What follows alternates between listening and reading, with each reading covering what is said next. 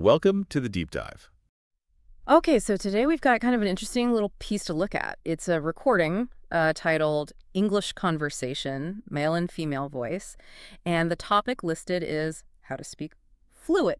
Fluid. Right. Yeah, Fluet. So our mission really is to unpack this, look beyond that simple description, and, see what insights about language learning might be hiding there. Exactly. It sounds pretty straightforward, but sometimes these little details, like that spelling, Mm. they can be quite revealing. Let's maybe start right there with fluid. Okay. It's just one letter off from fluent, but Yeah. what do you think? Is it just a typo or something more? Well, that was my first reaction, just a simple slip. But then I thought, hang on, could it actually suggest something about the speakers themselves, maybe their background? It's definitely something to consider. If English isn't their first language, which seems likely given the topic, Mm-hmm. the way they hear or even think about certain sounds might be Right. different. In some languages, maybe the difference between an N sound and a T sound at the end of a word isn't as sharp, or it gets dropped. So fluent instead of fluent. Mm-hmm. It could be a little phonological clue, maybe. Yeah, like a tiny window into their own language's sound system, perhaps. Hmm. It also makes me think about the very process of learning. Maybe this recording catches someone right at that point where they've grasped the core idea, the sound maybe, but the standard English spelling hasn't quite locked in yet. Mm-hmm. Like a little snapshot of development. Exactly. A moment in their journey. Okay, so moving past the spelling, the actual topic, how to speak fluent. It's pretty direct.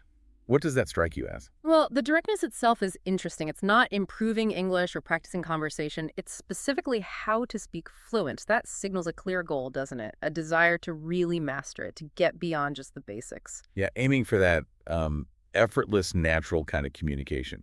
Right. And it immediately brings up the question, well, what does fluent actually mean to these particular speakers?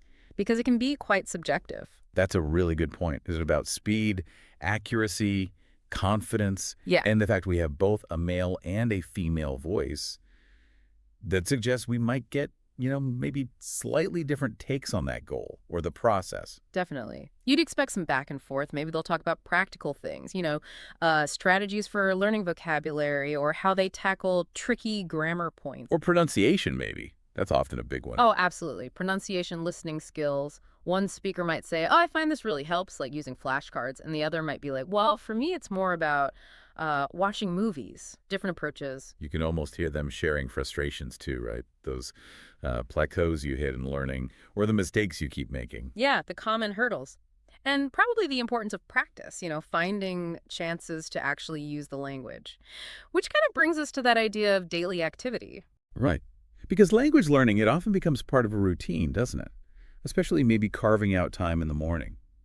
Do you think this conversation might, happen during that kind of time? It totally could. Lots of learners find that starting the day with even just 15, 20 minutes of focused practice, maybe reviewing words, listening to something short, it really adds up. That morning possibility idea fits well the potential for making progress each day. And like you said, people talk about their goals. Maybe they're literally having this chat over breakfast, mapping out their study plan or something. Could be. Discussing the possibilities for the day ahead, language goals included.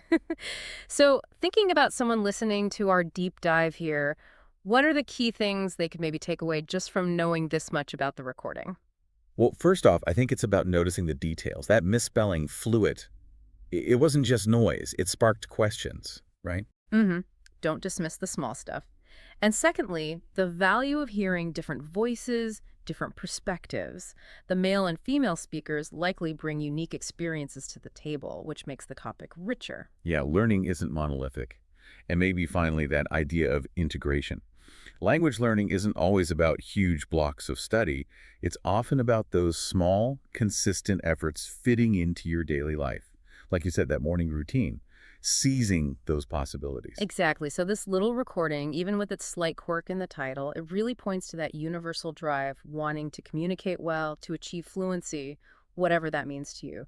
It's a good reminder to look at our own learning habits. And maybe think about the small moments in our lives, the everyday chats or little details we usually overlook.